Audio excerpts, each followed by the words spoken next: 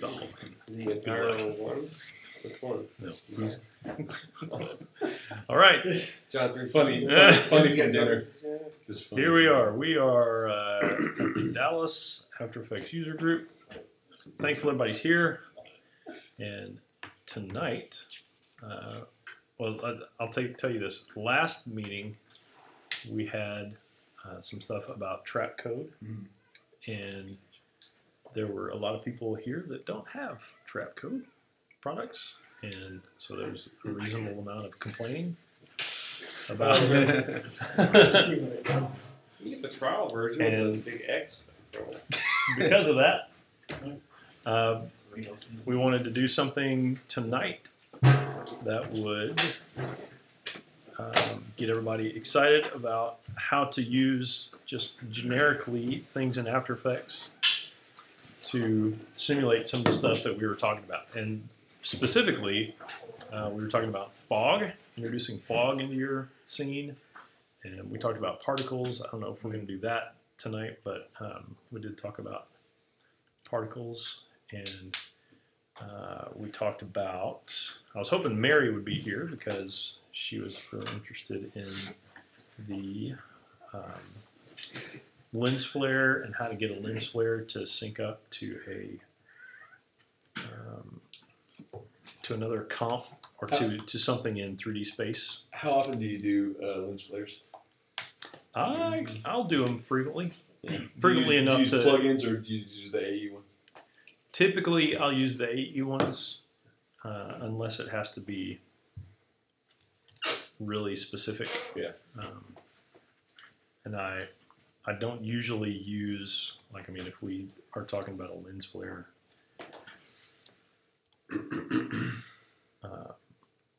we're talking about this guy under generate lens flare. And this guy's, you know, back when this first hit the scene, it was pretty awesome, I'm sure. Yeah. And then I started using the 105 prime just because it looks a little more epic. Yeah. Yeah. Well, it's easier to color. If that's not the great color palette, you can tweak on that one easier than the other one. Yeah. Not quite as bold and exciting with this red, big red ring up here. But if you put a blur, like a fast blur, or we don't have that in 2017 anymore. So if we put a Gaussian blur with repeat edge pixels on there, then it kind of fuzzes out nice, and we can get some. You color it with a. What kind of lens has a blurry lens flare? Tritone. It has to do with haze more than. Okay. Dude, the green that you just went through, that could almost be like a cool moonshot. Yeah. Yeah. Is that Green. colorized that you just put on there? I just did a tritone. Oh, tritone. And we're in 8-bit, and you can kind of see the banding up there. Let's see what happens if we go to 16. Yeah, that smoothed it out nice. So anyway, we will, maybe because we already have our lens flare in here, we will talk about matching up the lens flare to a thing in 3D space. How about that? We're going to jump right into expressions. You guys ready? Woo! Do it. All right. So I don't like to create about 1,000 solids, so I'll just drag another solid in. And this is going to be my background. I'm just going to make a little bit of a ramp, gradient ramp, which is right there. And I like grayish kind of things and dark grayish kind of things.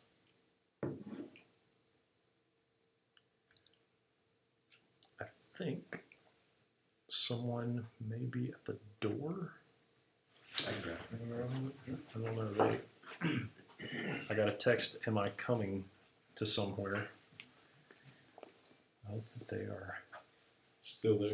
I hope they're meaning the door out front and not Takazima. some wonderful thing that I'm supposed to be at that I don't remember.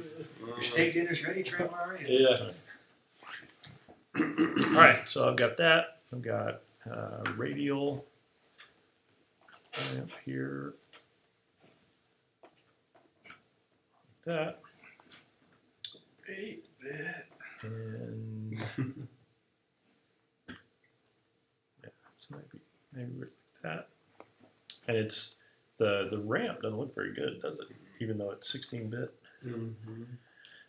And I've scattered Get him a chair or something. the heck out of it.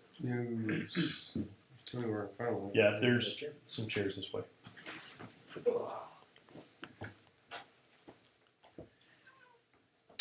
So let's see. What else do we need? We need we don't want a light necessarily, or maybe we could put a floor and a light in there eventually. But let's just say we're going to put a null in there. So we'll do layer null, layer new null. And we'll put it in 3D space. Hey, Trent. Hey, How Jeremy. you doing? Good, man. What's up, Jeremy? Good to see you. We're getting you a chair. What's up? There you go, buddy. How's it going, people? All right, so we have this null in 3D space, So much. and we're going to move it away from the camera like that. Got our, going to put a camera in there. I'll put it out here. Let's do 35mm camera. And so now if I move my camera around, you can see that I'm changing where my null is, right? And the null is going to be my light position, like that. If you, I don't know. If you put a blur on that ramp and smooth it out like that way, will that Sure, let's try have it. a problem with what you're gonna do? Let's try it. Like that. Yeah, it's just not doing it. It's the color of the ramp, I think. I'll put a It noise. won't I'll do put a it. noise on there in just a minute, and it'll take care of it. Hopefully. Because I would have that problem with vignettes, Mhm. and I would do it with blur. I would kill it with blur. I'm not sure why it's doing that. You're in 16-bit mode, so that's Yeah. a 32-bit. Even 32-bit is doing it. Is it got to do with your external display? Maybe. Might have to do with that. We'll see if we can alleviate it in just a minute. So we have our light position here, and if I take my flare center and I just pick whip it to my light like that, you can see that my flare changed positions, and it's reading the correct position. But when I change my camera,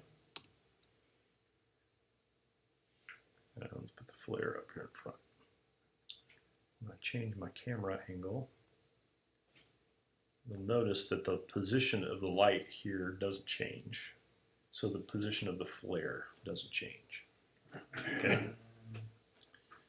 Even though I'm changing where the camera is looking, it's not seeing the difference in these numbers here. So to solve that, we're going to do an expression, and if you want me to, I can zoom into it so you can copy it down, or I can put it in the notes for the meeting, or put it in the YouTube post or whatever. But this is what it is. We're going to go L equals. Are we streaming? We're streaming. We're recording, Okay. and I can pick whip the light layer. Okay, I'm not going to pick whip the position. I'm going to pick whip the layer. It's going to reference that layer, and I'm just setting up that variable because it makes the expression a little cleaner to read. So we'll do L equals in the layer dot. Syntax matters, so make sure you do a lowercase t and a capital C. Okay, so to comp. And inside the to comp, we're going to reference, so it wants to reference a point inside this composition boundary. And actually it'll read outside the composition boundary, but it uses the composition boundary to figure out the numbers. And we're going to do just the anchor point. And again, syntax matters. It's a lowercase a and an uppercase p.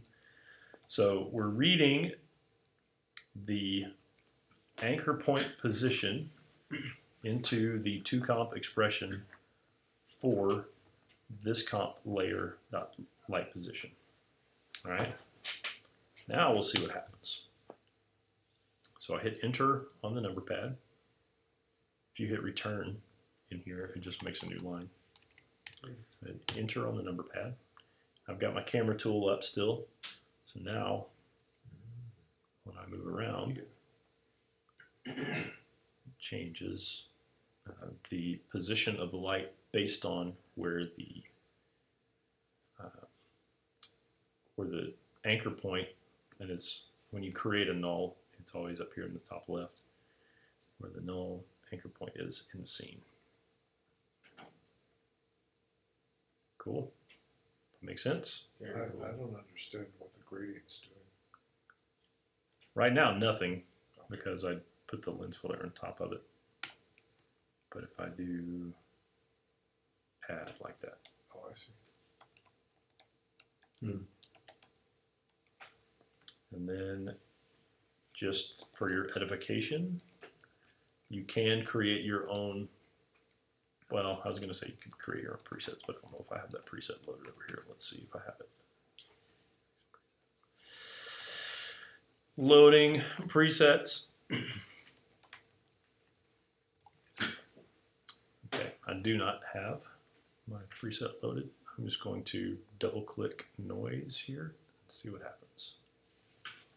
Nothing. So we'll put a solid in like that. Call it return noise like that. Double click. So now I have noise on here.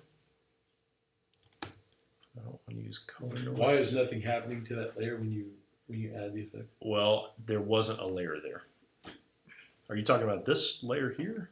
Oh, I thought you're going back to smooth out that Smooth it, yeah. that gradient. I'm going to put the noise on the whole thing. Gotcha. Okay. Well, how So- come the blurriness didn't work when you did it? I don't know. And the goal of the noise is the same as the goal of the blur. Yeah. What It is that obnoxious noise? So yeah, so I'm going to do a little bit more here. I'm going to do a fill, generate fill, and make it 50% gray, like that. So there you can see the noise on there. And I will pre-comp this noise. Layer pre-compose. Noise comp, and I'm going to move all, and I don't need to I think open you should it. probably call it noise comp is too loud. So there we go with the noise comp is too loud, and I will freeze frame this noise. Time freeze frame. If I do not freeze frame it, I'll show you what happens. Get rid of that. The noise animates. See it jumping around? Yeah. Like that. I don't want the noise to animate. I want the noise to sit still. So I just will freeze frame it on frame 0. That's like TV static. That's right. It sure is. Saves a lot of render time. Yeah. And then I will do like a Saves a lot of render time to freeze frame. Yeah. As often as you can freeze Oh, frame yeah. things, that's one of my big tips is if you have a lot of still images, a lot of fractal noise that doesn't animate, or things like noise, if you can pre-comp it and freeze frame it, it's a little extra work, but it saves on render time. Even on Great. stills, really. Yeah. Did not know that. After Effects will read There you go. the image into RAM and not go render it again. I just did a whole animation with a ton of still images. Yeah. I had a like a flannel graph animation that was done all in 3D space. It was 2D cards in 3D space, and the scans of these things were huge, and they were all matted out stuff, and it was taking literally forever to render. And I spent probably a couple of hours going through and pre-comping each still and freeze framing it. And when I did, the renders weren't just like that, but it was a reasonable render time. I'll have to remember that. That looks really cool, by the way. So I didn't mean to do that. Let's go position anchor point, and we'll just set some keyframes. And change the camera.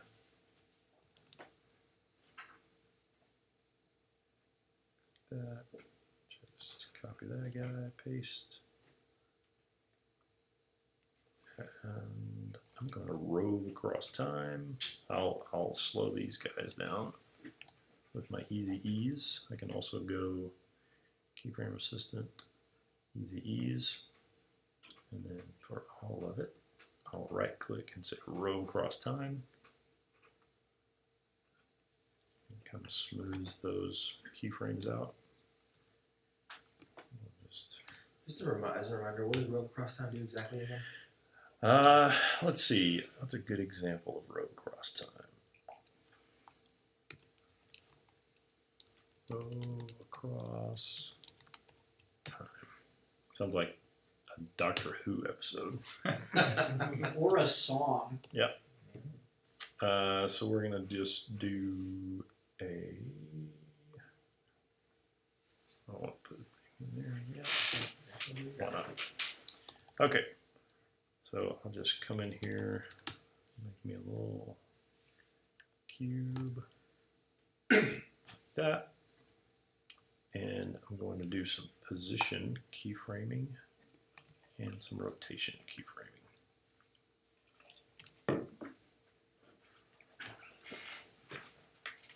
That's my link there, 30, okay.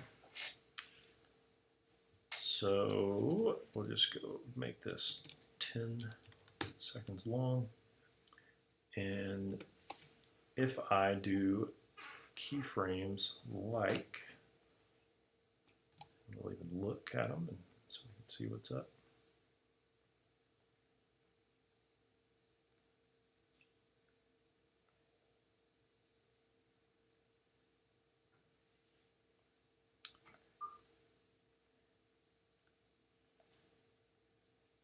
Okay.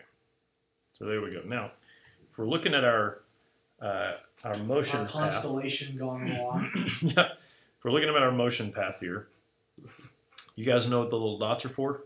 Keyframe. Each frame. Frames between the keyframes. Yes, frames between the keyframes. Yeah. This is a keyframe. This is a keyframe. This is a keyframe, and this is the number of frames that happen between those two keyframes.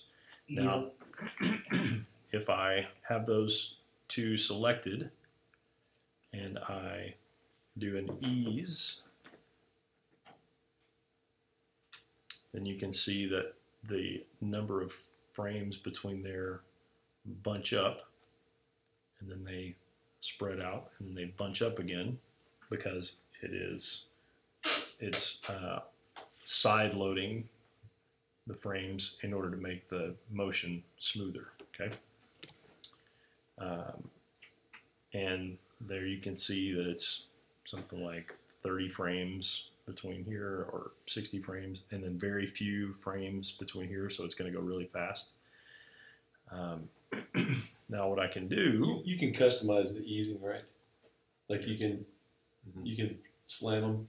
yeah, and that probably needs to be another full topic for keyframes. Because I would love to learn that.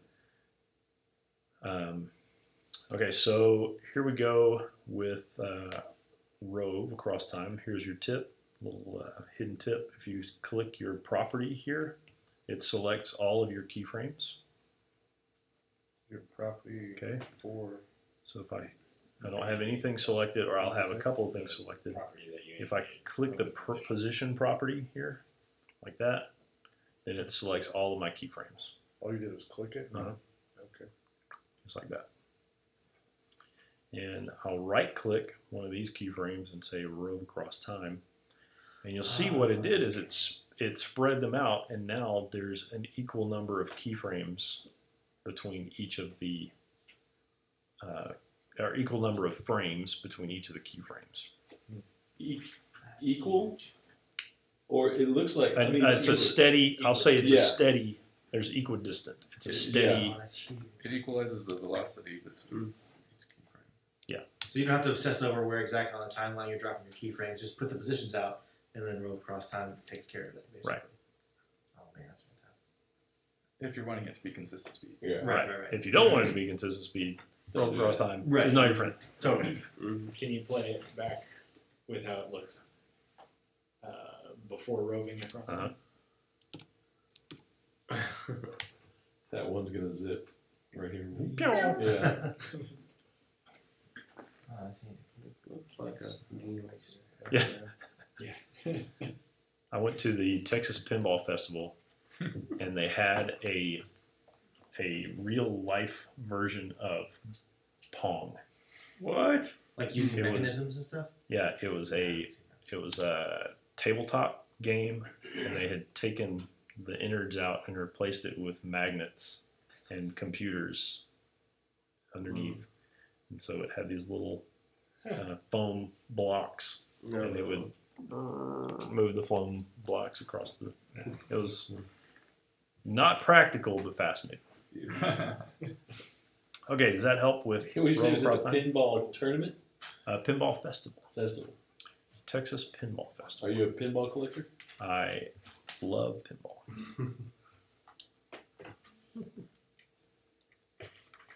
All right, Thanks for going over that. you're welcome. And here we are with our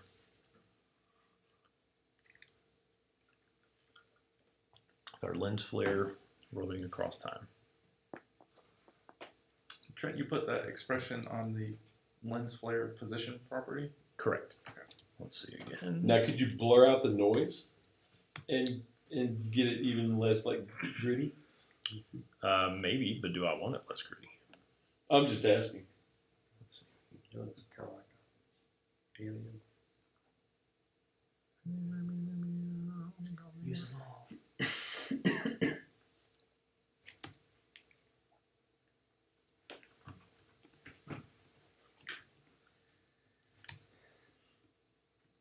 A little bit.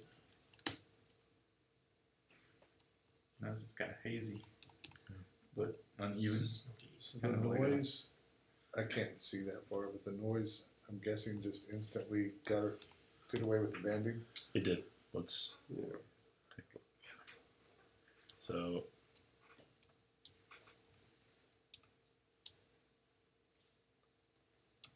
if we zoom in, it's not. There we go. See that a little better? Yeah. It breaks it up and makes it. And I have a preset set up that will put a solid in these two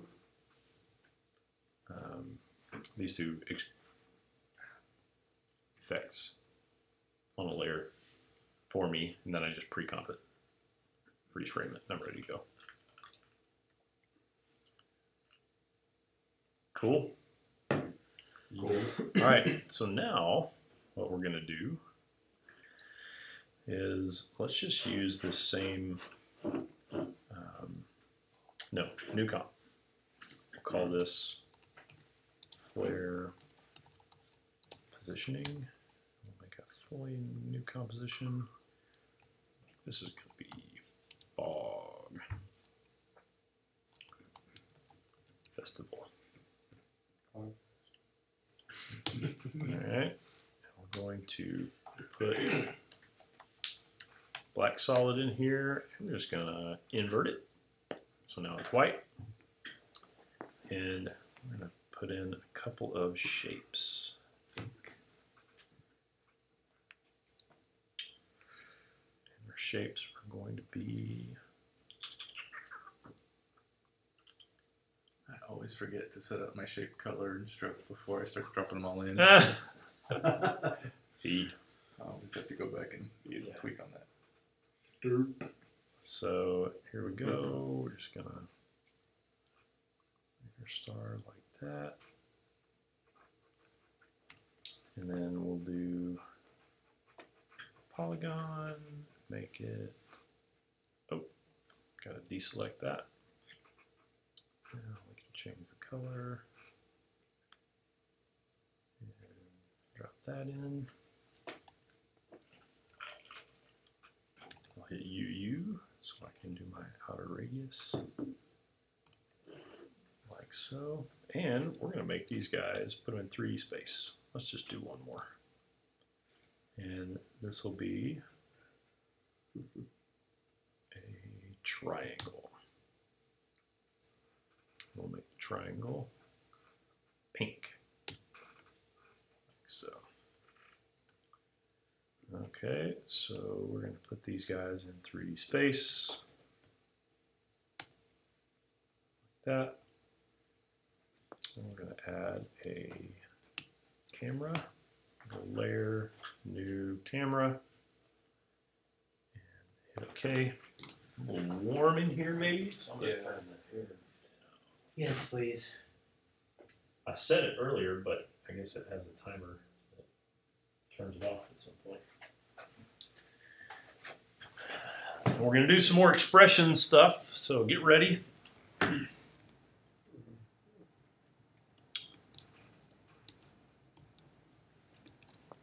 All right. Now we have our layers, and we'll go,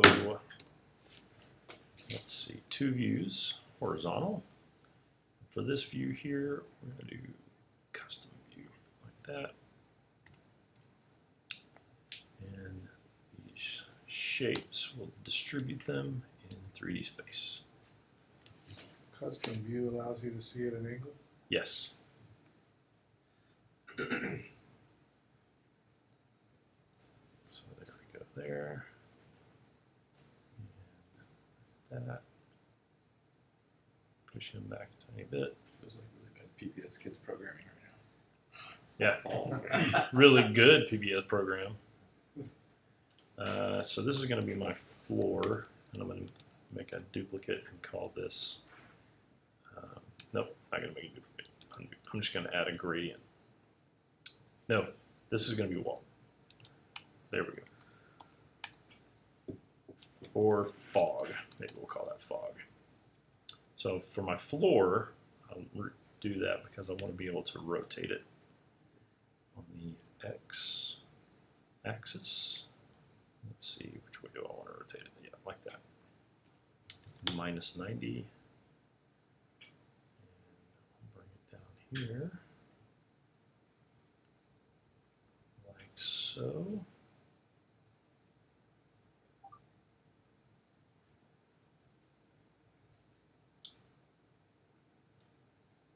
Okay. So now if I put a gradient ramp on there, you can see that it goes off into the distance. That. So it's starting to look like fog. And now I want to start changing the colors of my my layers here. So the idea is if I move one of these off into the distance, that I want the fog to affect it. Okay, does that make sense? So you want the further back in the distance it becomes more hazy? Correct. Okay. I'm going to fake this fog. I'm going to do fake fog. All right. And I can maybe, if I go in here to my fill color, I might be able to do something with that, but what I think might be a better use of this is to go color correction, tint, and let's see, amount to tint. Oh, you know what? It is not doing that because it is a shape layer. Okay, so is that right? So we're active camera. This effects.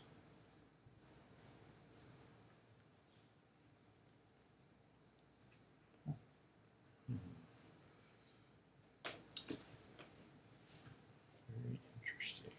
Very interesting.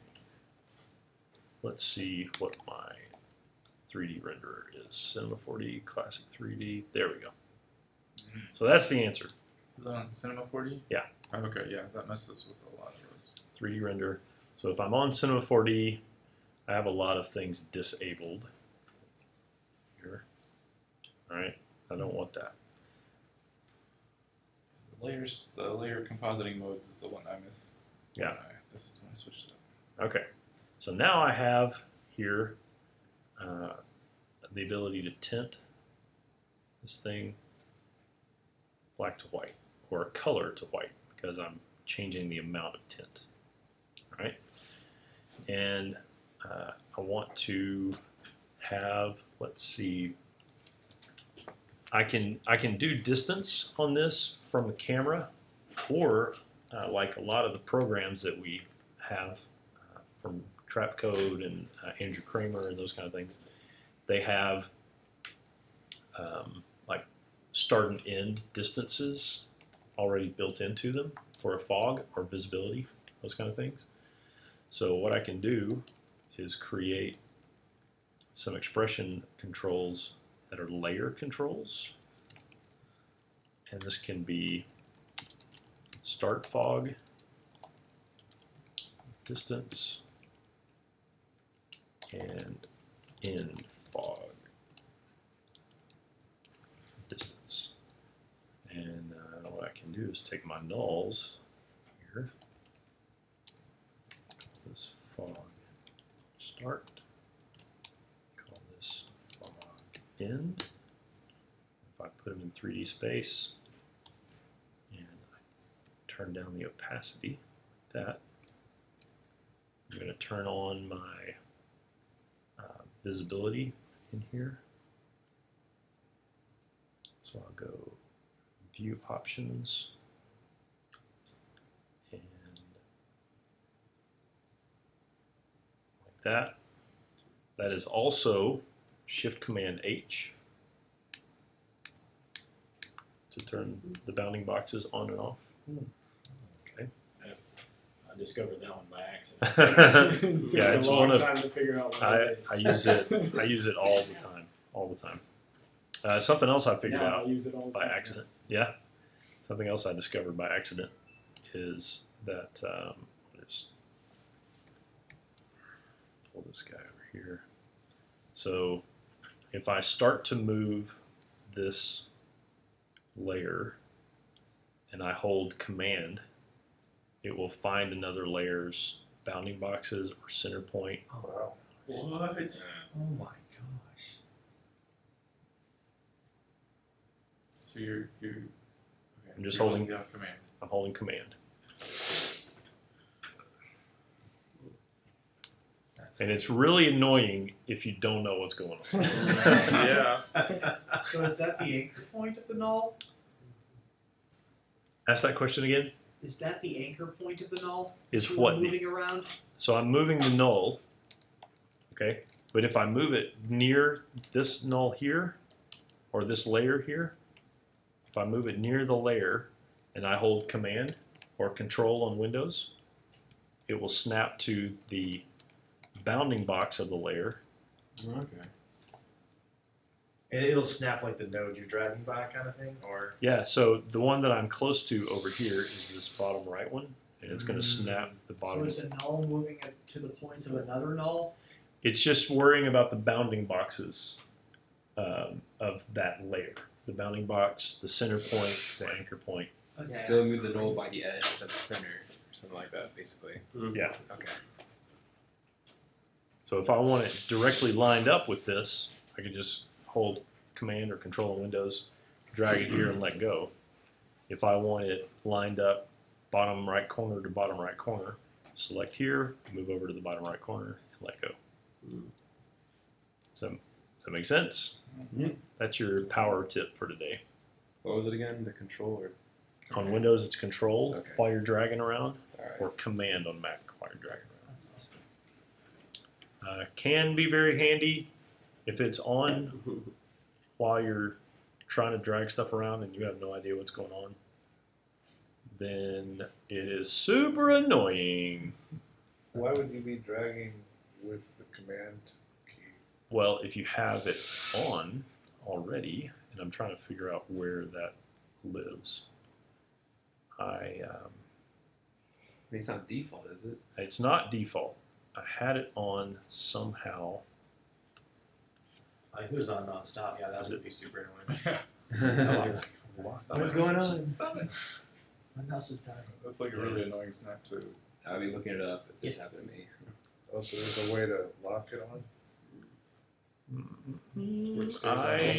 I might need to research how to have it on all the time. For those who But anyway, it exists. It can help you. It can also be a curse to you if you don't know what's going on. So now you do. Knowing is half the battle. All right. So these guys are in 3D space. Now I'm going to go do my 2-up view again so I can see what's going on. And I will zoom out here, reveal my other two shapes, and I think my fog end, I'm just going to have it, I can do my position here, and for my Z axis, I can just copy that and paste it for my fog end, like that, and my fog start. I'll do that and just move it forward. Go.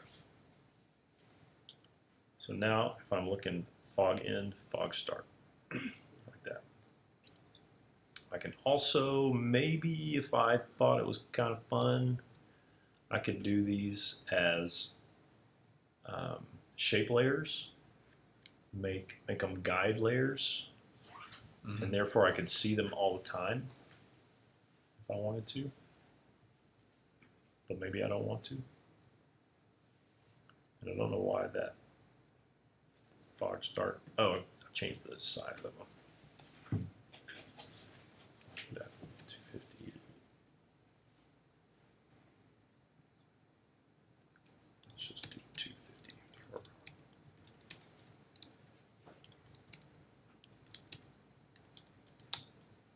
so for the Z, I'll just do 100. All right. So now, fog start, fog end.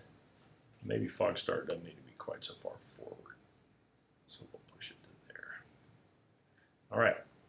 I'm just setting myself up, kind of trying to solve my problem as I go. And now we need to figure out what needs to happen to my tint amount. It's tantamount that I figure out what happens to my tint amount. Tantamount to what? How long have you working on that one? Hey, that was really organic right there. I probably had too much soda tonight. You And can't just say that. It's got to be tantamount to something. it's Tantamount is tantamount to the tint amount He said, working. It's tantamount to the tint amount working. he was talking about his tint amount. Okay. I thought you liked this. Jonathan, we're going to take a break here on the live stream so Jonathan can explain the joke.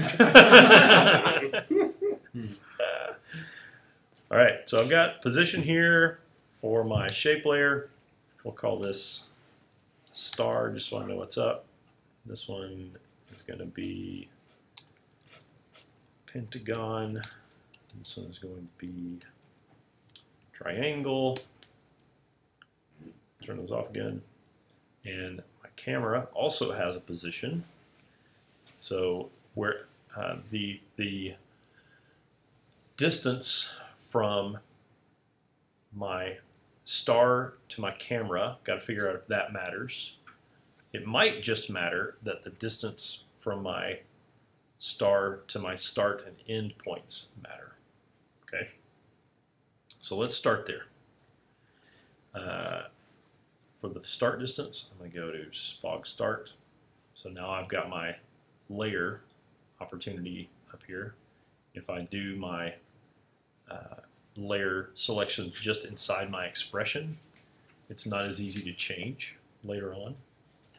But if I do my layers with the expression control, layer control here, then I can duplicate these things all over the place and just change if I have 2 points that I'm connecting a beam or 2 points that this particular thing needs to move between and I need to change it pretty quick. Using the layer selectors here helps out with that. So you don't have to rewrite a bunch of code. Okay. Now we're going to go to tint amount to tint. We have an expression. And I know that my amount of tint is either going to be 100 or 0. Okay, so I can say that my start tint is going to equal 0.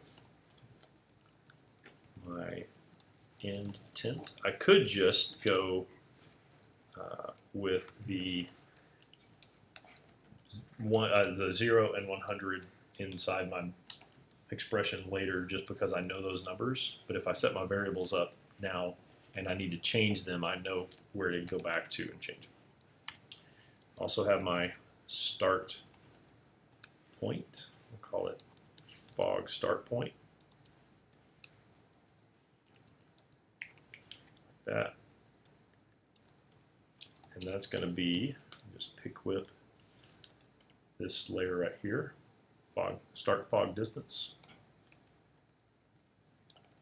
and fog end point. I can't have spaces in my variable names, so I'm going to make sure I don't have the spaces. Then I pick that layer right there. And let's just say probably that I want to just look at the position Z. Maybe I'll call it position 2. Like that. I'll pull the array. Like that. And same there. And I believe that I just need to do a linear expression. And I'll look at the star's position. Position 2. You know why I'm using the 2 in there? Because when we're looking at an array, like for this array here, this is the 0 position of the array. It's the 1 position of the array. This is the 2 position of the array. Okay? So when you're annotating the array in your expression, in order to get the 0 or the x position, you'd be doing position bracket 0. Since we're doing the z position, we're going 0, 1, 2. All right? So when I get to my start, let's say when I get to my fog start point, and I go to my fog end point. Then I need to go 0. Oh, actually, because I have it start tint and end tint. Okay, so my linear expression here looks at this number. Okay, so this is the number that it's reading and comparing, the position, the Z position of this layer. Okay, got it so far? Looking at the Z position. And then it's going to compare that Z position to fog start point, which is the Z position of the fog start layer. And it's also going to compare it to the end point, which is the Z position of the fog end layer. And then it's going to set based on, it's a range mapper. So based on where the layer is in relation to these two Z positions, these 2 points in space, it's going to change from 0 to 100, from start tint to end tint, based on its relationship between those points. Okay, so if I were going to range map from 0 to 100, and I was going to use the input of 0 to 5, if I were at 0, let's just do a visual up here. Trent, Hey. could you remind me what this is again? What This are we doing? fog- Basically, fog. what's this all? Okay, Fog. fog. Yeah, Okay. we're simulating fog. I was just foggy on it. Oh man. All right, we're going to look at range maps here. If I have, let's get solid, let's paint on it.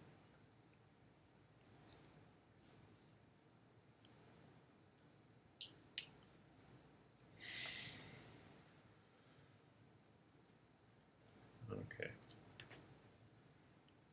Brush. All right. So I have a line there. This is 0. This is 100. And I'm going to map the range of 0 to 5. Okay? So if I'm here at 50%, what am I here? 2.5. 2.5. Okay? If I am going to range map 0 to 100, and I have 0 here and 200 here, if I'm in the middle there at 50, what would this be? 100. And if I'm at 25 here, this would be 50. Right? Okay, so you see what the range mapping is doing. Basically, all this is doing for this guy is saying start Z position in Z position. The tint will be 0 here and 100 here. Okay? Anything outside of here is all 0. Anything back here is 100. All right. Got it?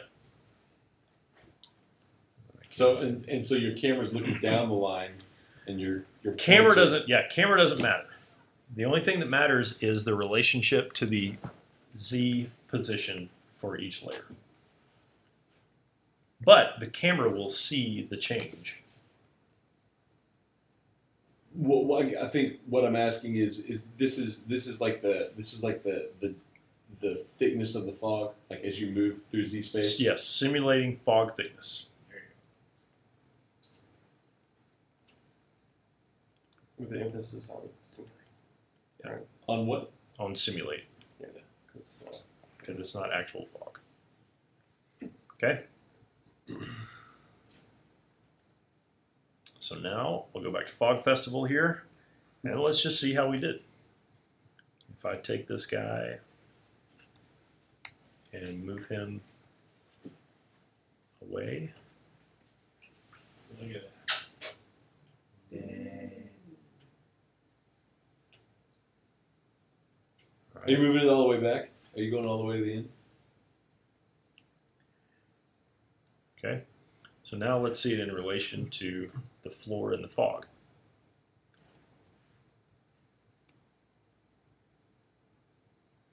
And I'll turn off my bounding boxes.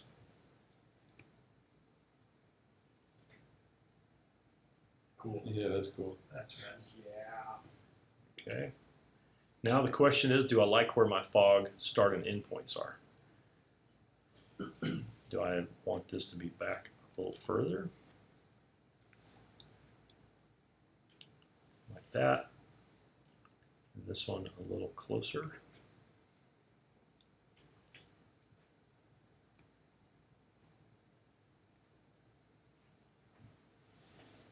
Okay. Now, because we set up this the way we did, set this up the way we did, I can take my tint, my fog distance, start distance, and end distance. Sorry, these are my effects.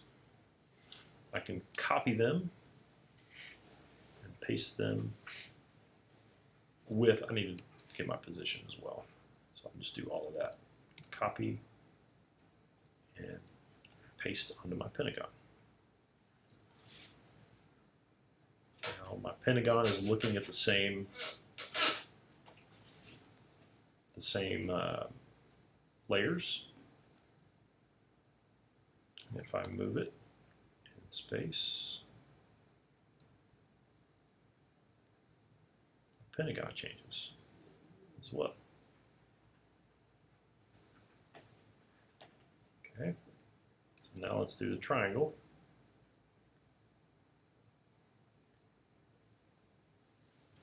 Paste. It's just using that position that I copied from the star. Come back in Z space. Like that. Now I'll. So what I'm doing here, you see these little blue triangles? They're indicating which view that I'm kind of working on. So if I select this view, the blue triangles show up and I can zoom on like that and change the settings. And then if I go over here, then I can switch over to this window. Okay, does that make sense? If I'm here and I change out of my single view, went back to, which is really good, went back to my main view, which is my active camera. Okay. So anyway, let's take one more look here at our positions. It kind of looks like those guys are fading off into the distance, right? And what I can do with my fog, do two views. There's my fog end position. If I want my fog to be tighter, drag it forward or backward.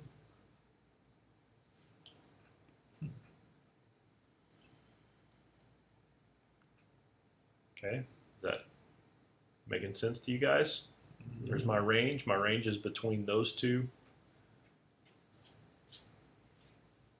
layers.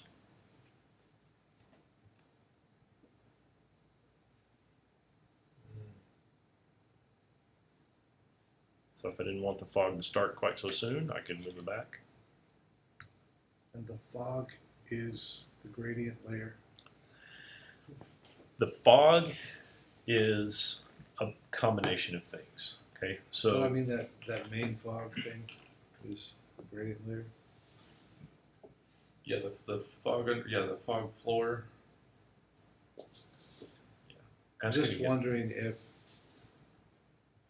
is there a way in that fog, your base fog layer, to somehow add masks of bands that would create different opacities in your wall of fog, to where it would appear dense, you know, a little more dense on the left and then less dense, and then they're just. So you're talking about making the fog a little more organic looking. It's just a question that Yeah. popped in my mind with that base layer. Yeah. So, you know, can you have multiple masks in a layer with different opacities, or do they all have to? Sorry. Uh-huh. Yeah. Yeah, you could stack them up. You could have some that are 20%, one's 30%, and then they overlap a bit, so it gets a little thick there Okay. with Bezier curves and all that. Yeah. Now that wouldn't necessarily affect the way the tint is affecting it right now as it goes in the z-axis, but Yeah. That would need to be. So another question that pops in my mind about this is there a way to use that same mapping to not only do tint, but maybe add some sort of turbulence to it or a blur as it gets in there? Would you be able to just copy Yes. that? Yes. Let's do blur. Yeah. Okay. We'll do blur and color. So I'm not exactly sure what happened to my floor here. I think your floor and fog were flip-flops as far as that. Did I I move it? think your floor is your fog layer.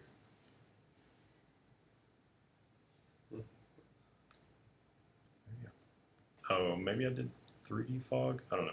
Anyway, I got it back. We're back. We're in business. Okay, so let's do color. Back on the floor where we belong. Yeah. So our fog is going to have a specific color, and we can go to color curve. No, we'll go to generate and fill like that, and we'll just start off with white. I knew literally thought the same thing. The first thing I thought was communism. Immediately. Celebrate Starts with the yellow the star state. and goes downhill from there. Everybody comply. All right, so now we have this fill right here, and we also have a Looks color. Very You tacky. notice the McDonald's logo is the exact same color.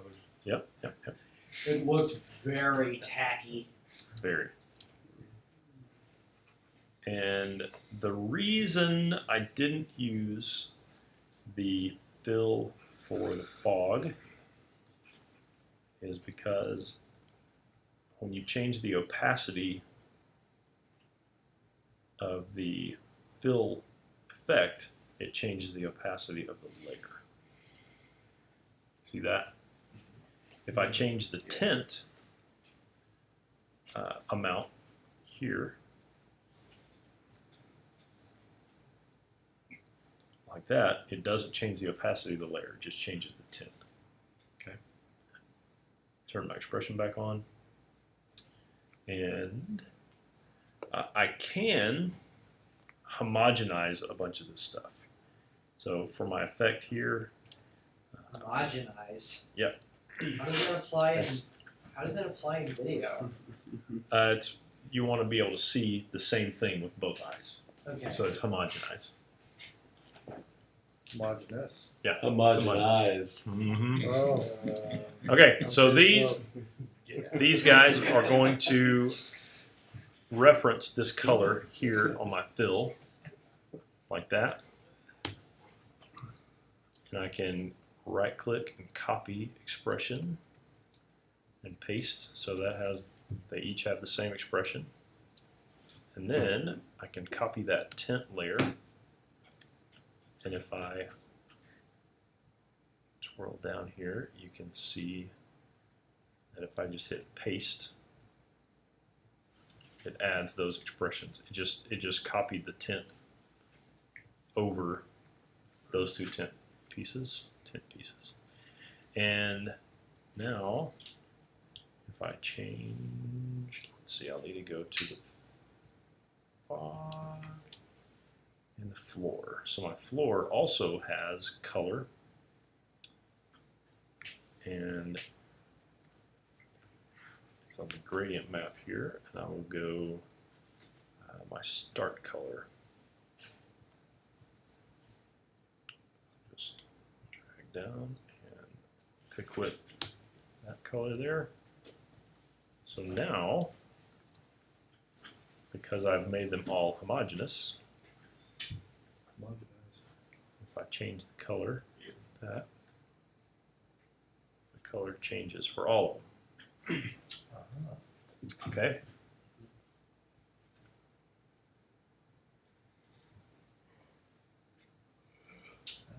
Muy interesante. Muy. All right. Now we're talking about blur a moment ago. Oh, one more way to make everything a little more homogeneous is on my fog here. I can copy this fog start and end, paste it there, and then if I don't really want to do too much stuff, yeah, I guess I have to. So what I have to do now is in my tint, I have to take this here and add my layer that my fog layer to this expression. So I'll just pick whip down to my fog layer like that, put a little period in there, and there we go. Bob's your uncle. So what I'm doing is instead of referencing this star and the end fog distance and start fog distance, I'm referencing them on the layer of fog. Okay, so now I can get rid of those two. All right, makes sense? So now my fog distance, all the stuff lives here. So now if I change these things to something else, to some other layer, then it'll change across everything. Once I take my tint, I'll copy my tint because I've got everything set up on this one tint for my star. I can copy the tint and paste it on these guys here. And because I have a reference to the fog layer instead of the reference to this triangle layer, I can delete those effects. And now everything references these two guys on the fog layer. So if I just swap them like that, then it changes for everything.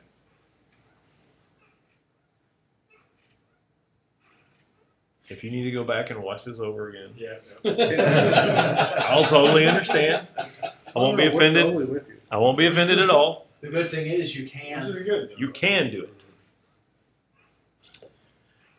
All right? Thank the Lord for streaming. Right. So now that we have all these things set up like that, I can use my tint expression. If I hit EE, you can see all my expressions on there. And I can use my tint expression here, copy it, and apply it to blur. All right. So, sorry everyone, I think my boss is listening to the loud music. And we will go with, let's do Gaussian blur. Somebody shut that singer up. We'll do repeat edge pixels, and we'll do an expression here for blurriness. Okay.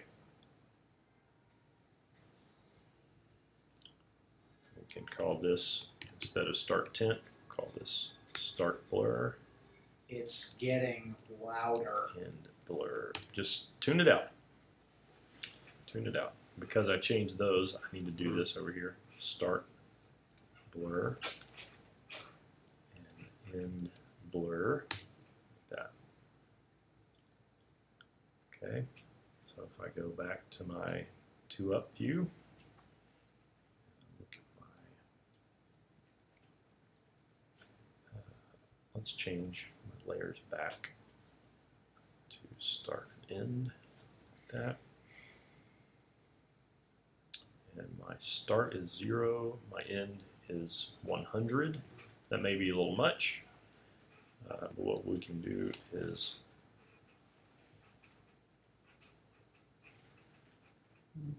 these guys. Okay, so see how it changes the blur? And let's go check our expression here. We'll do, I don't want to do 100. Let's just do like 30. We'll change that to 0.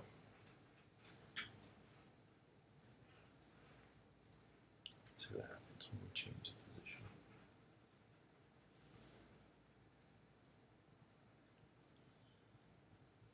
So it is not blurring like I thought it would. 0,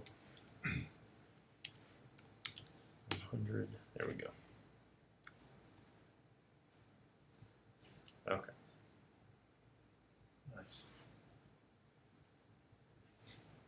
Is there a way, you don't have to go into a whole separate thing, but like, is there a way to set organic depth of field within the camera in After Effects, or? Mhm. Okay. You can just, yeah, you just do depth of field in the camera. Okay. Just turn depth of field on. You can also deep dive a little bit into expressions on figuring out how far something should be away from the camera before you just pick the depth of field with your distances and that kind of thing, instead of entering the numbers and trying to figure all that out. Yeah. But it doesn't have, like Cinema 4D has a range of depth of field that you can do, and it has a way that you can click and select That's the what I was thing that's in focus. And Okay. you can kind of do that. If you would like me to do that tonight, we can look at that. That's all right. I was just curious. How, if you wanted to do this basically, but like, you know, you wanted a guy like walking off into the fog, Mhm. and you live shot that, Mhm. you know, is it pretty much the exact same thing, or does it get more complicated once you add? The only difference is you're probably not changing the Z position of your guy walking off into the fog. You might have to manually That would keyframe be- that. yeah, 'cause that you're would shooting be- it, so that would be. A manual, like you would keyframe it probably. Oh, okay. Because if he's walking away, unless he's on a treadmill and staying in one place in distance to the camera, Then you would be then you can. animate the Z position as he walks, so he shrinks away from the camera. Yeah. Yeah. But if he's actually walking away from the camera lens, then he's getting smaller, just naturally in Mhm. the footage. So I'm going to copy tint and Gaussian blur and paste them there. Oh, it doubled up my tint. So let's see. Yeah, I selected the tint and then pasted. And it worked. And now, if I change the position of these guys.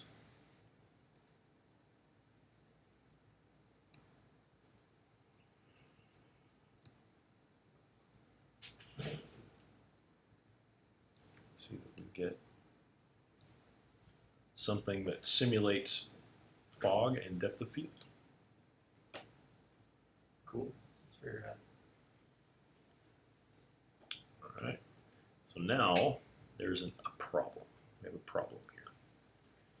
If you look down at the floor, see these hard edges Yeah. here on the blur? Those hard edges are because it's cutting into the, Boundary box? just cutting into the floor. Yeah. Oh, So do you just Yeah, do you just the floor's- lower the floor the or floor's raise 3D. the objects up? You can do that, but there's a trick inside After Effects for separating 3D objects. So if you do a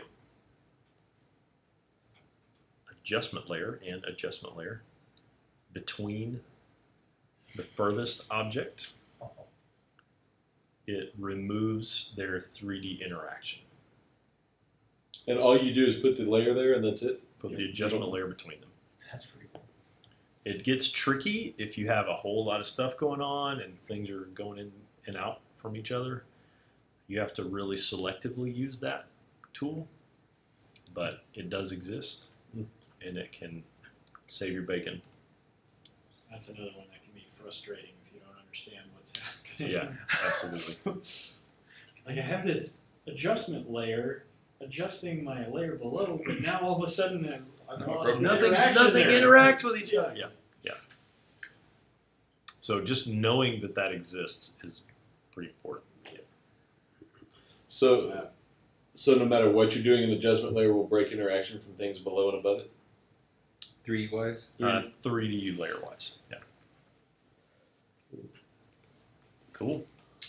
Yeah, I've actually got it out. Okay. Thank you, Trent. Yeah, man. Great to see you. I gotta do soon. You have a good night. See you Are later. you out too? Yeah, I gotta go. All right. See you, man. It's good to see you, Yeah. dudes. Later, man. Okay. So please go back and look at the live stream of this, the recording, so you can get it, because I want you guys to be able to use this tool. And it doesn't just apply to fog. Having the ability to do these layer selectors here is really helpful. I'll give you an example of that. Like we wouldn't. This is cool stuff. Yes. So I like to use the beam effect. Not a whole lot of people use the beam effect. I think you should. I think you should try out the beam effect. And we're going to put our nulls back in here. Like this. Actually, no, we're not going to do nulls. We're going to do little dots. So double click my shape layer, drop it in, make it 30 by 30. So I have a little dot in there. This is going to be dot 1. And I'll duplicate it and call this dot B. How again do you make the shape layer perfectly circular, perfectly shaped with Okay. the keyboard shortcut? Yeah, so I'm going to go double click up here, double click the shape layer. Now that's obviously not a perfect circle, but Okay. how do you So I have it down here in my comp. I'll twirl down my ellipse path and just enter the coordinates here to 300, 300, and now it's a perfect circle. Okay, thanks. So I have my two dots there, and I want to connect them with a beam. So I'll put on a generate beam effect right there. And there's my starting point.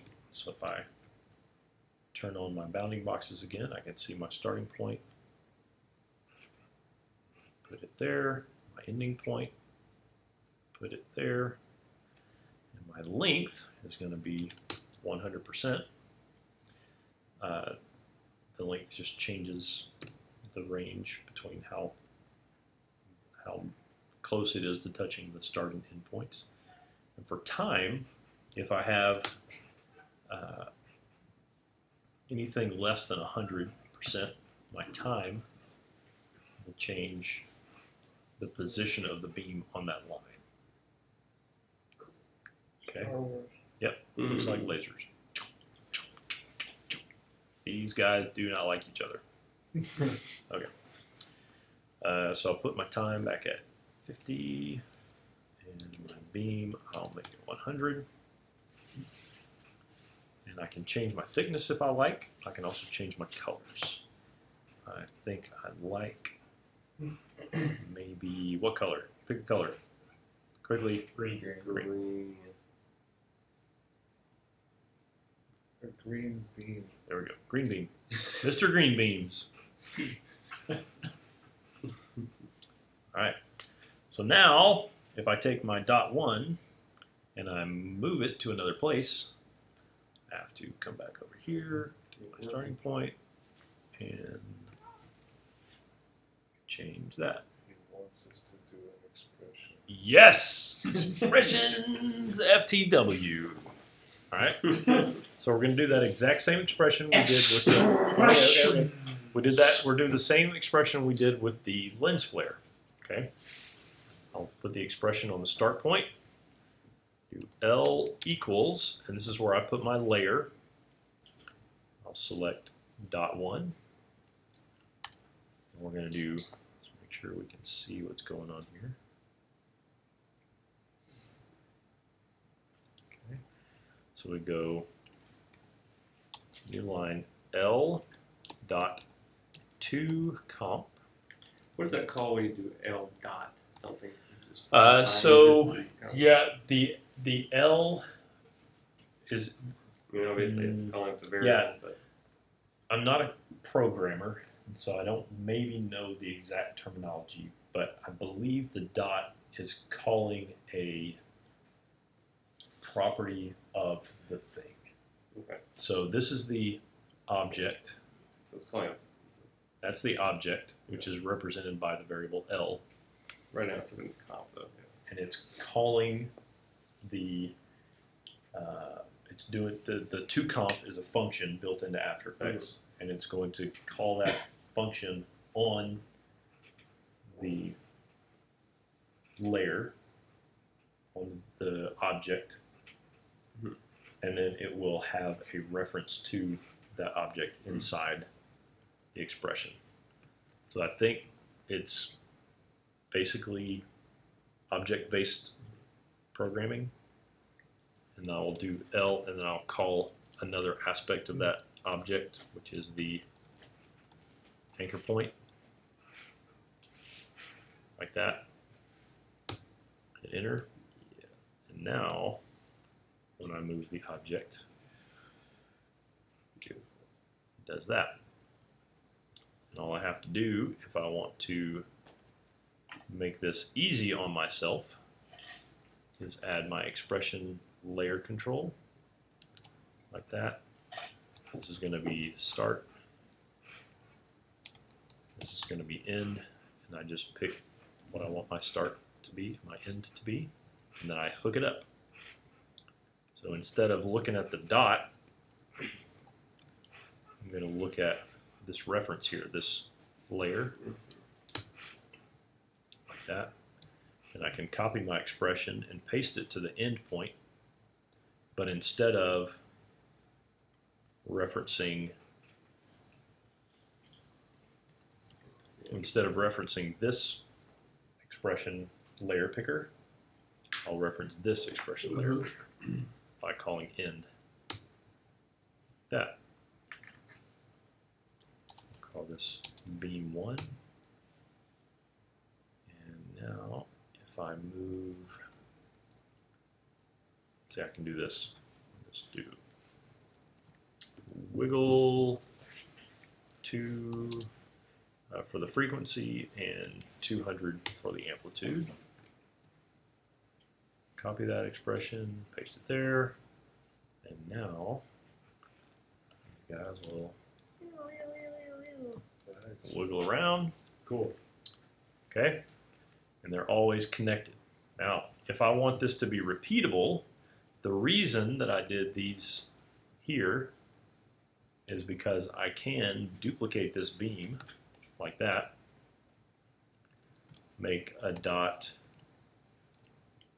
3, okay, dot 3 can live here, and now I don't have to go into my expressions anymore. Okay, all I have to do is tell it what layers to look at. So my start is going to be dot 1, my end is going to be dot 3. Convenient. Okay, it gets more convenient. Now I just do that right there.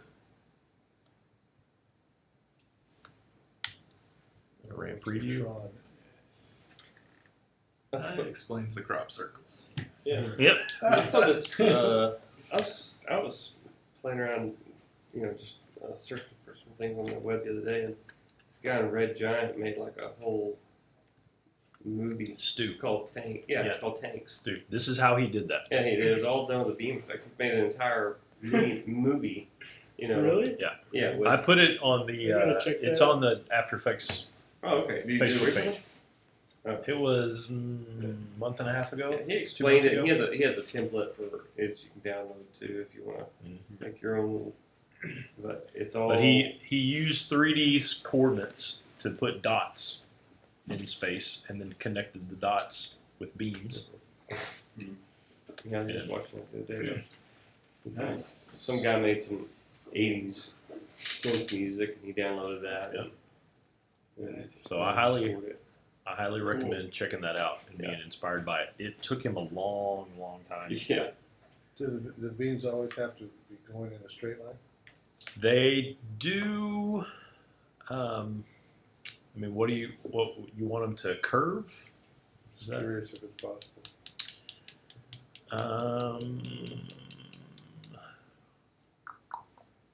Let's see. I think it's mainly going to have that. Can't have a Bezier beam. So how would I do that? How would I curve the beam? That's an interesting. I guess it would have to have a path or something. No, I would probably. This is getting to like Do it or Using something like that. It's gonna- rubber hose. Yeah, rubber hose is gonna Maybe is what I would use to do that. I don't know. Huh. Yeah, I don't know all the expressions for that, but if like the idea for rubber hose is that, say, you just make this guy like that and create this circle.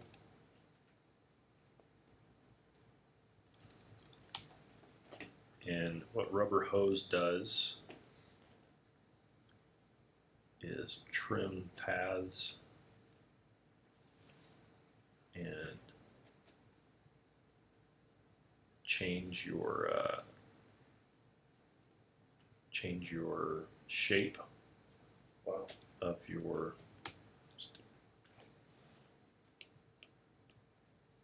and it changes the shape of your shape layer to match whatever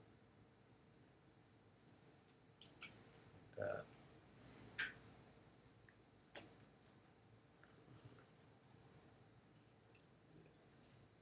Yeah, rubber hose is not that expensive. Oh, it's on After Effects. It's an 80 scripts. What is it? Rubber hose. So a lot of people are using it for character animation. Oh, And yeah, it's not. What is it? $30, $50? yeah, it's not it's too not- expensive. Yeah, it's not like a name your own price thing. It's not, starting at 50 or But the idea here is that it changes the offset and the rotation and the width of this thing in order to keep it locked to these points, but also give you the rounding that you're looking for. What made me think of it is I recently saw, I mean, you see all the time now these car outlines, and then inside the car outline is Yeah. an engine or whatever they're wanting to show, and then they're rotating around the car. so. Oh yeah. Yeah. You probably So want to do you know, Cinema 40. yeah, for that, I think I would recommend a Trapcode product. Trapcode 4. Trapcode product or Cinema 4D. So let's look real quick at Mir. Well, so you can also form. Yeah, you form can will drop work as 3D well. objects into form. Mhm. So we're gonna go load Mir, and Mir is like it's a 2D plane that has geometry and can wrap around. can change where the points are and stuff like that. A good way to see that is to just maybe take this guy and make him bigger, like that, and then we'll change, maybe put 20 vertices in there. For the shader, you can see the wireframe. Okay, so Mir, even with a camera in here, you can move around, look at this thing. Make some low poly mountains. Yep, in Yeah. 3D space. It's really not much more than a mere plane. That's right. And if we change this, maybe back to flat fill, blend normal, and we add a light. New light. Like that.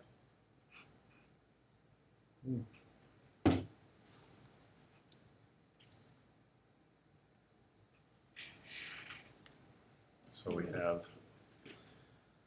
white interaction there, and like if you're talking about mountains, we could change that to Fong.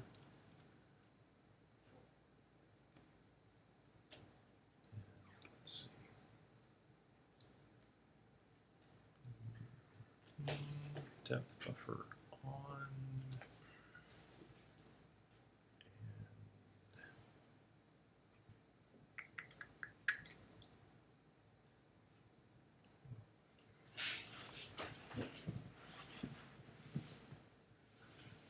Let's move back out here. So I'll be able to see where my light is. So it looks like something weird's going on.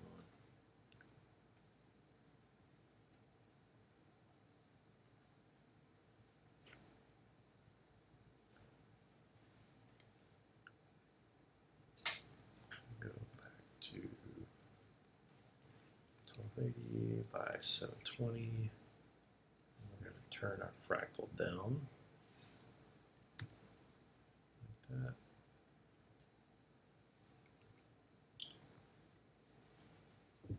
Maybe that blending had something to do with that. Okay, so we have with our fractal, can change our amplitude and our frequency. And then on our amplitude, we can change our individuals. Okay, so instead of moving on the X and Y axis, we're only going to move on the Z axis. Like that. And for our fractal, we can do smooth ridge, maybe. You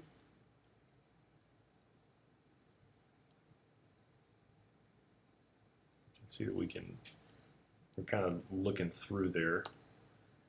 And we don't want to do that. That's the density. So if we do Fong, or flat, you can see that we kind of have mountainous shapes, and to make it a little smoother, we can increase our vertices like that. And the reason we have plateaus is because I did the limit range on there. So if we have it off, It's weird. and we move the camera underneath, then it goes down underneath, so it stretches up the amount of frequency and it stretches down the amount of frequency, like a sine wave. But we can also do compress, and compress keeps it nice and tight, and I don't think it goes down as well. Let's see.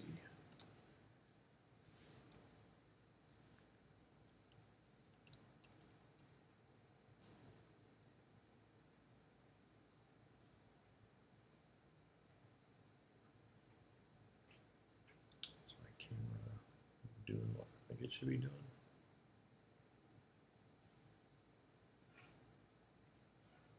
So we have nice ridges there. And that's on flat. If I put it on Fong, the ridges will smooth out a little bit, and I can do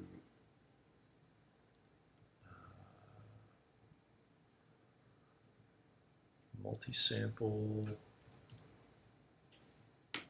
and I want to do a wireframe. I can add more vertices.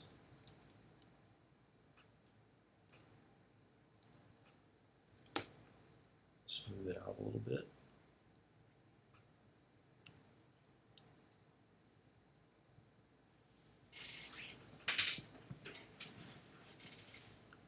Like that.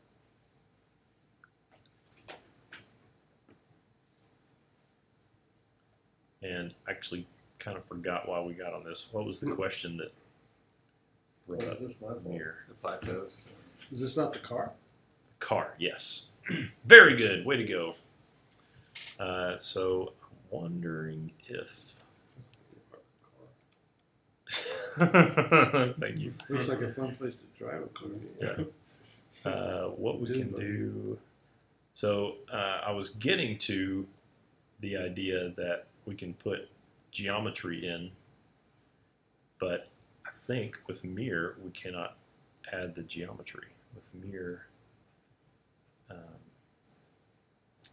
we would only do like a place to drive the car.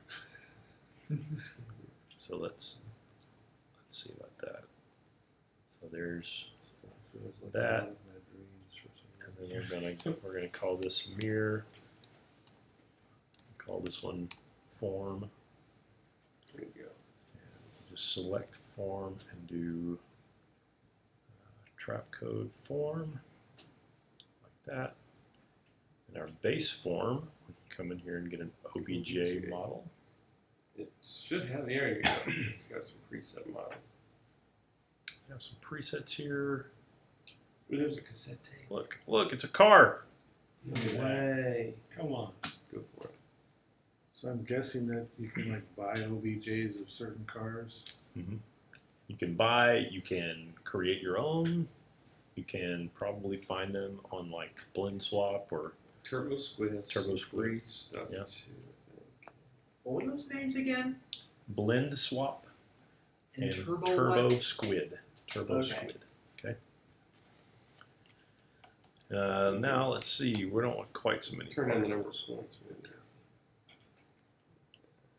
Particle density 20, maybe even less than that, 10.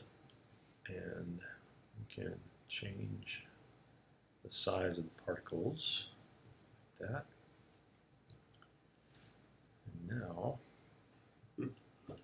we have to figure out where we are, what we're doing over here. Gotta rotate this. Like that. And maybe we need it to be. So it's trying to give you a solid car. And you're deciding on the density. It will not give me a solid car. It looks at, for my OBJ, it looks at edges, it looks at faces, and volume, the what's inside the car. Form is like a particle generator, but instead of spitting particles out of one spot, you can tell it where the particles should be. And you can tell it to match the surfaces or splines or whatever of an OBJ model. That's how a lot of those when you go into a car, a layer of that is usually form and a bunch of other stuff. Cool. Okay. And with that, we could even use 3D null To drive across probably the determine where this guy goes. I don't think it will interact with the mirror layer. So if I directions in Z space. I don't think it will interact. But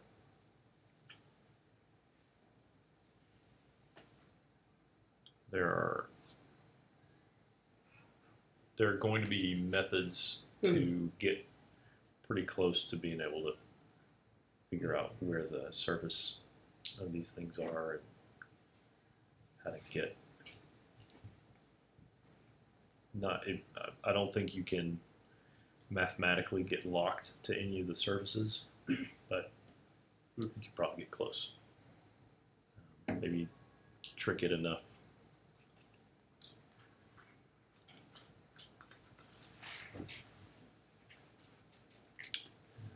Let's just make this guy.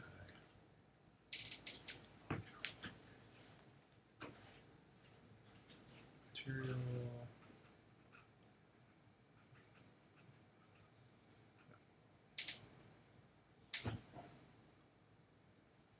Any other thoughts?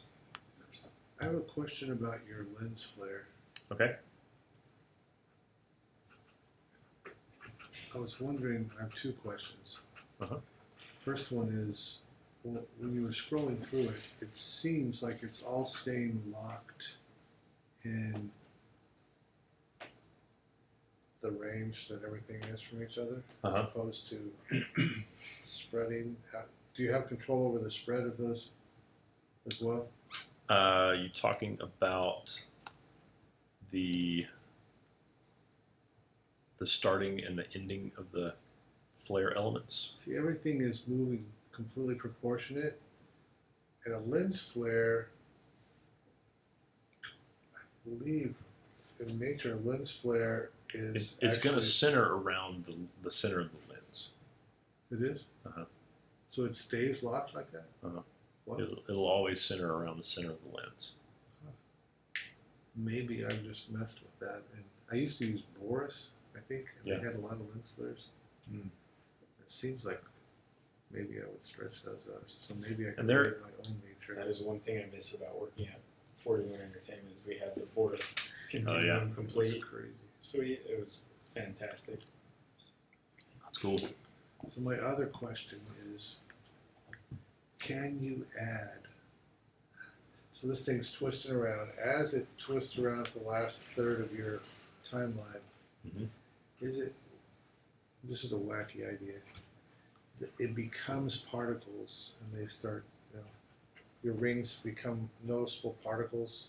Mhm. Can And you they add just a start- particle to that? They just start Dissolve dispersing. Let's. I just wondered if a particle could be contained in each of those little segments there. I mean, we can go to something like ball action or scatterize. So those plugins, Those are not plugged. This is just inside After Effects. so my brain That is staying was locked cool. to the Yeah, that's pretty cool. the dimension of, the actual ring. You know what I'm saying? Like Locked to each little separate thing would be its own container. So you're saying Almost that as if, this area here contains. yeah, I'm just wondering if these rings can control their own, like if the particles could, Emit Kind from of there, this or instead of the whole thing, if these could almost be masks of the particles and they spread out from each of those rings. Just a wacky idea. not like that. I think, like I think he's saying each element of the lens flare would kind of be emitting particles. So if this Independently. is solid, Uh-huh. like we're discussing some weird theology. Uh-huh. If this was a solid, but it was made up of just trillions of particles, and then the gravity of those particles started letting them have space in between it, and it simultaneously was happening on all of them. So, yeah. So we would never see it affecting these spaces in between. So, you're going bonkers. yeah, after your tangent. So many rabbit trail. Yeah. Maybe you could do something with like an aluminum. And it was just, I mean, it's just a theoretical question. I just wondered if it was even. So, I mean, you've got scatter eyes, and maybe you can use, maybe you could use fractal noise to kind of make it a little more organic looking. Seems like the answer is that to create that, the lens flare would actually have to be composed of different pieces and then. Probably. Yeah. Yeah. There's also, Yeah, there's not much control within the lens flare itself. There's not a whole lot of. The whole lens flare has a lot more, like you can turn on and off a bunch of those elements, all the different rings and dots. So you might be able to stack that and say, I've got 10 copies of that, one's this ring, one's that ring. And then you can use that layer with, you know, maybe your prominent ring and use that as a particle and then blow that up. But that render time might get kind of stupid. Yeah. I mean, you might could duplicate the lens flare and on that second layer do a few things. Yeah. And then you could do some masking, and if you duplicate it and triplicate, you know, you could do some masking there. It would take some. Just the You might have to the control on the built-in one is hard. Yeah, you might have to hand animate the masks, stuff like that. Trent knows how to make his own lens flare though. yeah, so You can make lens flares and do it, man. That's what he's doing. Absolutely. so we'll just go like this, and we'll see if we can do that. So I don't know. Duick is free. I clicked on Duick is free. I clicked on lens flare. Duick.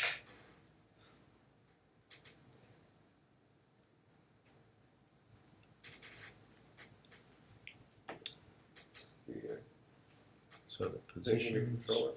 I wonder if I need to. Yeah, I don't have the. I don't have all of the manual in front of me right now. So maybe if I don't know we. before, but I thought it gave you like a null controller or something. Oh, hold on. Let's put them in 3D space.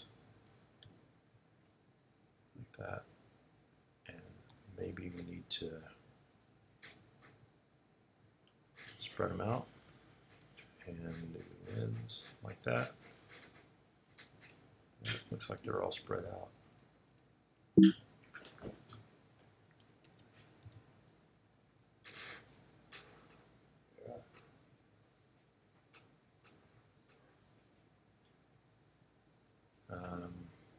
You hit that top layer though, did it? Let's see, what did it put in your effects tab though? Nothing. Alright. You know, in your effects tab, see it says lens flare up there? Yep. Did you do that? No, it did that. It just Oh. that's But it all. doesn't- That's all it has. But it doesn't. Oh, it doesn't give you any ability to. do anything. Oh. Okay, so it doesn't. There. Now, if I move the position, The green solar system. it's moving. Let's delete the camera. There. That's what the environmentalists want, right? The green solar system? That's right. That's what they want. So. So my controller is that, Top. Yeah, they didn't create a Top controller, piece. it's just and then this. If I just had some flare elements that I liked, I could drop them in, do the lens flare thing, and then send that around. And then the potential maybe is that I could put particular on something, but it doesn't want to It be. doesn't like 3D layers. Yeah, does it it? doesn't want to be 3D. Keeps you creative. That's pre-composed. So, yeah, interesting idea.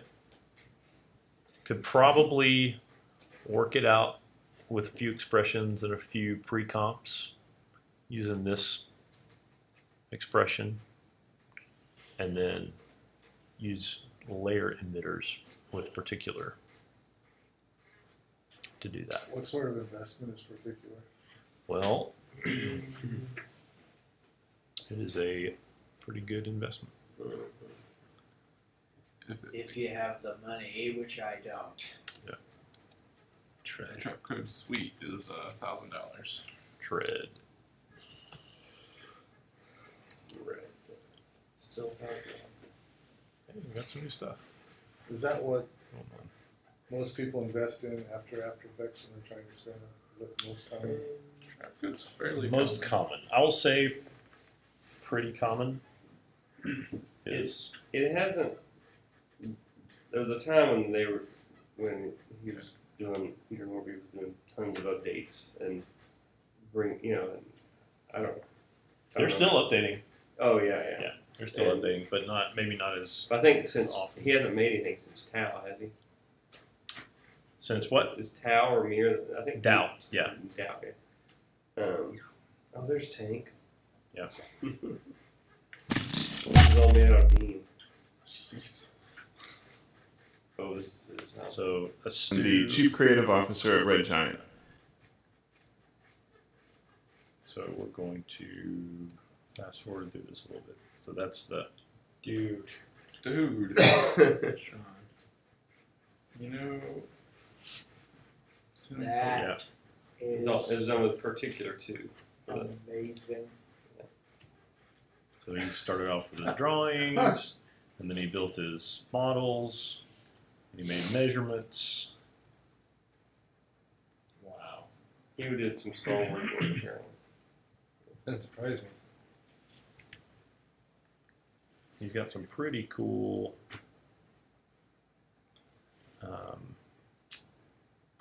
rig type stuff, like he made for the car. That's an After Effects rig that basically uses the velocity of the I love that. I car love how it. to do. Yeah, I love how it tilts. stuff. Yeah. It's-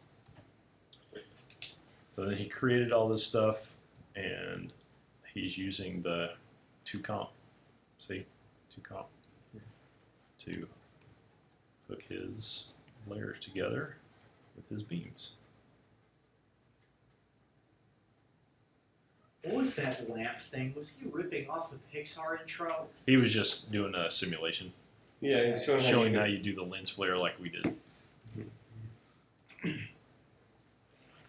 then he built his objects inside After Effects with the beam. Yeah. And it took him a long time. Cool. Tribune store. That's where he got his music, his 80s synth music. Yeah. So, definitely pretty awesome Yeah. stuff. Trapcode Suite. We'll keep talking about it more as we go. And thank you guys for being at the meeting. I hope you, if you didn't exactly learn the whole thing, I hope you saw the potential. Yeah. And I can even make the project available if you're interested in the project, so you can check it out on your own. But definitely, if you have some more thoughts, go back and look at the video, ask me your questions. I'm very excited to help you work on some of that stuff. And the video is under. It'll be, yeah, it'll be YouTube. at, I'll post it on the Post it on Facebook, the Facebook yeah, I'll post it on the Facebook page, or the Facebook group, but it's youtube.com/mannerscast. That's my personal, yep. So thank you so much. Come to the Dallas After Effects user group. Trent? See us on Facebook, facebook.com/group/DallasAEUG. Okay.